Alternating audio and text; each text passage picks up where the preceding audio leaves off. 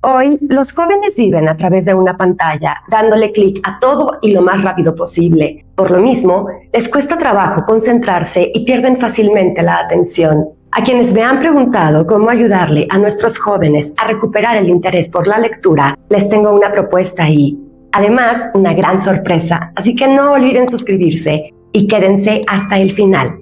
¿Empezamos?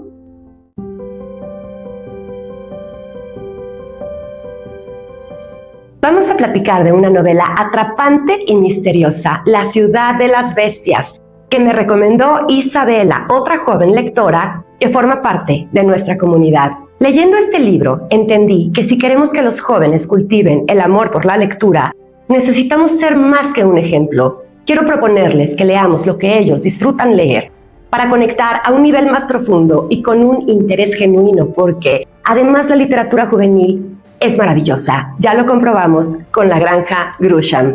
Aquí les dejo el enlace. Hace poco les platiqué de otro libro bellísimo que nos llevó al corazón del Amazonas. Un viejo que leía novelas de amor. También les comparto el enlace porque hoy quiero invitarlos a que regresemos a este lugar de sabiduría ancestral, solo que ahora desde la mirada de una autora fantástica, Isabel Allende. Este es un libro lleno de aventuras, donde cada aventura inicia con un viaje. Les cuento. Alexander es un joven de 15 años. Su mamá está enferma y cuando la hospitalizan, empaca algo de ropa, dinero y su flauta, que atesora para irse con su abuela que vive en otra ciudad. Se llama Kate y se apellida Cold.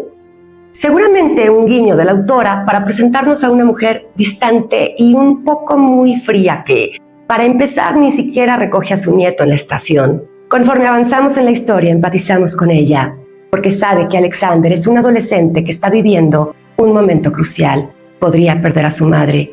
Quiere protegerlo y, ¿qué hace? Lo empuja a crecer lejos del miedo o la tristeza para que se convierta en un hombre responsable y pueda hacerse cargo de sí mismo. Kate Cold es una mujer independiente y una gran reportera.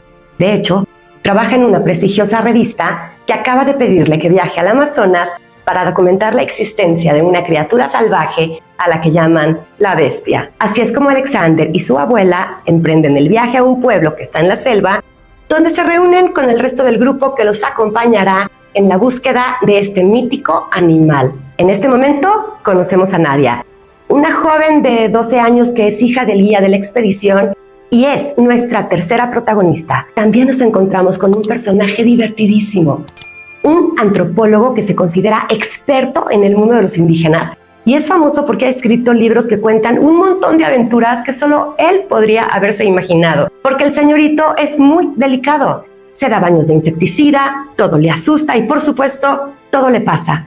En una ocasión, corre despavorido y cae en un charco de estiércol, un regalote que le dejó la bestia. En este libro cada personaje se desenvuelve con una precisión impecable. Isabel Allende nos muestra, a través de las personalidades de cada uno, cómo nuestro entorno limita nuestra forma de pensar y por qué la importancia de viajar, ya sea a pie o en las páginas de un libro. Aquí les dejo el enlace de Corazón, Diario de un niño, porque Edmondo de Amicis nos dice exactamente lo mismo que Isabel a través de sus personajes. Nuestro protagonista, Alexander, creció en la ciudad. Se guía por la razón y quiere entenderlo todo usando la lógica. Nadia, en cambio, pertenece a la selva. Se deja llevar por la intuición y conoce la magia del mundo ancestral. Uno que no se compara con los magos que inflan globos y mucho menos con la magia de Isabel, que nos invita a conectar con la naturaleza y nuestros ancestros, llevándonos a conocer las tradiciones y creencias de un pueblo indígena al que ella llama la gente de la neblina. Son muy espirituales y tienen la creencia de que todo tiene alma. Los árboles, animales, los ríos y las nubes se guían por un chamán que no sabemos cuántos años tiene. Solo sabemos que es muy viejo y destaca por el poder de la sanación y la interpretación de sueños. Estos indígenas llevan días vigilando al grupo, pero nadie los ha visto porque tienen la habilidad de hacerse invisibles. Cuando ellos, la gente de la neblina, perciben que el demonio se acerca, toman prestados a Alexander y a Nadia. Nadia es tan sensible que puede ver con el corazón. Conoce desde niña al chamán del que les platiqué, así que lo llama pidiendo que lo rescate.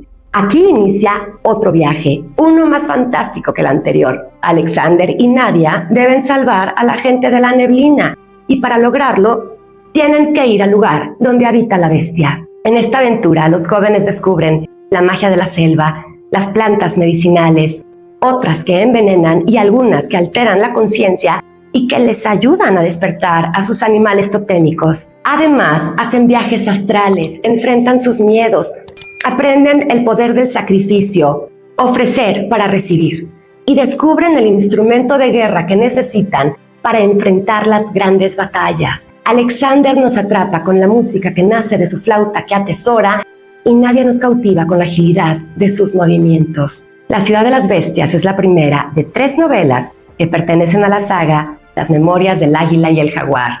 ¿Quién es el águila y quién es el jaguar? Me muero de ganas de saber si Alexander puede sanar a su madre con la ayuda del chamán y si estos dos jóvenes van a regresar con la abuela Cold a una nueva aventura. Olvidé mencionar a un personaje bellísimo que también es protagonista en esta historia, un chango que adora a Nadia y no la suelta. Se llama Borobá. Este programa me lo pidió mi preciosa Isabela, quien casualmente lleva el nombre de la autora, y no solo eso, Isabela nos reafirma que la literatura y la creatividad están íntimamente ligadas. Vean qué maravilla nos mandó.